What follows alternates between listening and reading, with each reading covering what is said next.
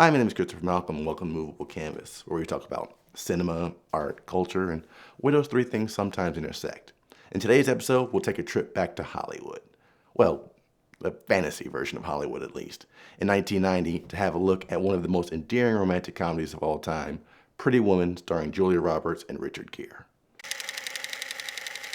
Oddly enough, while Pretty Woman was clearly an immediate smash hit upon its release in 1990, it took me a little while to come around to its charms.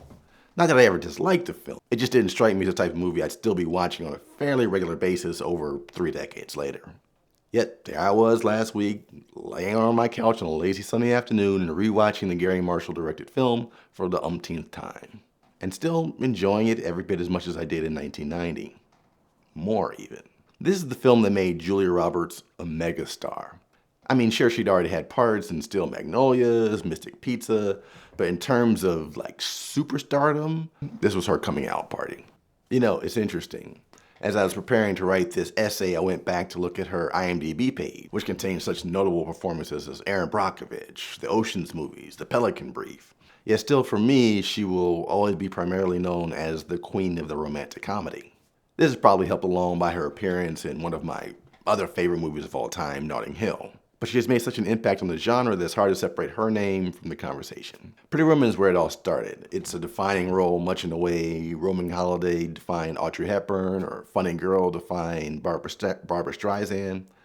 You see them in those seminal roles and suddenly, you just get it. Like Barbara Streisand looks into that mirror and says, "Hello, gorgeous." And suddenly, every bit of adulation she's ever received in any character, it just all makes sense. You get what it is that gives her that elusive it factor on screen. When you watch Julia Roberts in Pretty Woman, it all just makes sense. Of course, her breakout role also introduces larger questions for us as viewers.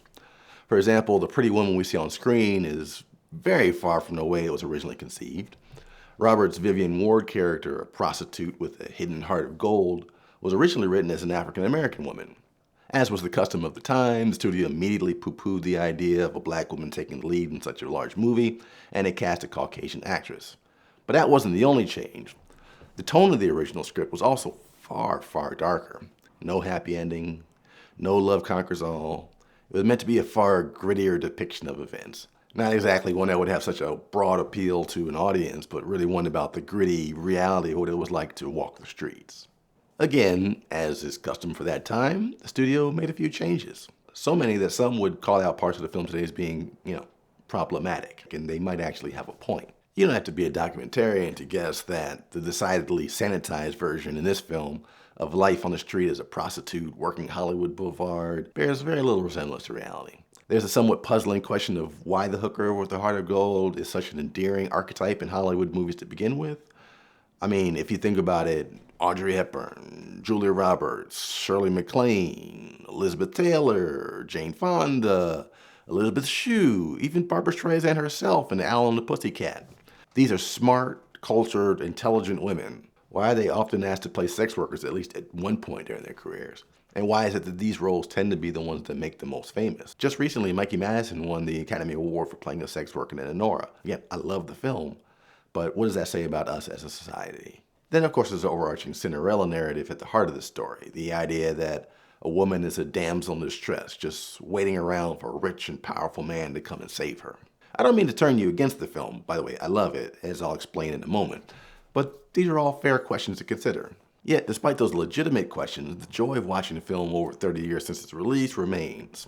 In fact, as I mentioned before, when it was first released, I liked it, but I wasn't sure I loved it. But it takes a special kind of film to still be just as watchable decades later and feel just as fresh as when it was first in the theaters. So my appreciation for the storytelling has only grown over time. So that makes me ask myself, why, even after the passage of time and larger unresolved questions to the premise, is it still such a great love story? Well, to start, you have the breakthrough performance of Julia Roberts. Then you have Richard Gere, already an established star by that point, after films like Days of Heaven and Officer and Gentleman, American Gigolo, bringing his masculine yet somewhat vulnerable energy to the role of business shark Edward Lewis. On paper, this isn't exactly the type of character we're usually used to rooting for. I mean, he's hard, cold, bit arrogant. He literally crushes small businesses for a living. Yet, as played by Gere, you get a certain sense of a hurt child who has grown into a bitter man. At one point, he compares what he does for a living to Vivian's chosen career. The idea that both of them essentially sell their souls for money. Gere and Roberts have such natural chemistry that they even reunited for 1999's Runaway Bride, much to the delight of their fans. But even then, why is this film, Pretty Woman, still so effective? It can't only be the star power, can it?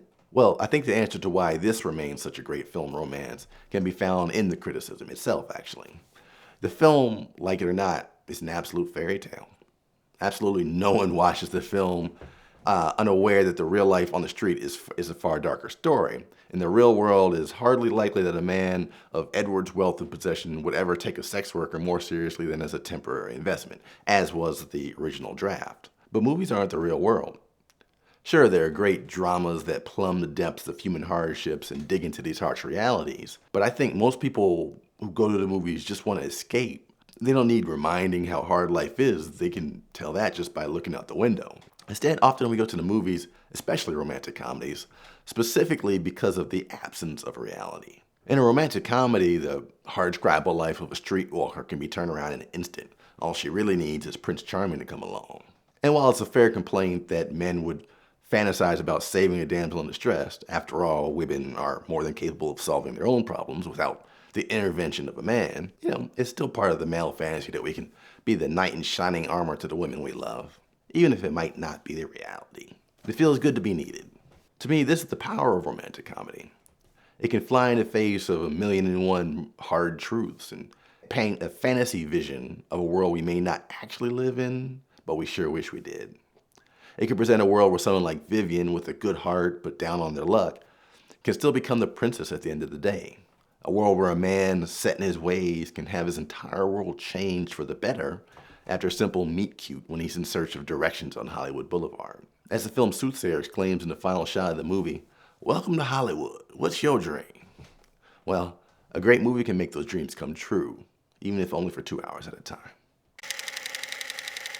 Thanks again for watching another episode of Movable Canvas. If you like this kind of material, be sure to hit the like and subscribe buttons. I try to post a new video each month where we break down some of the best films Hollywood and the world have to offer. And please do leave a comment. When was the last time you watched Pretty Woman? Was it as good for you this time around as it was the first time around? Did you remember that it was an early performance by the young George Costanza, aka Jason Alexander? Or a late performance by one of the greats of the genre, Ralph Bellamy?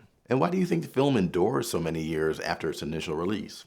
I'd love to hear from you in the comments, and until next time, thanks for dropping by, and you have a great day.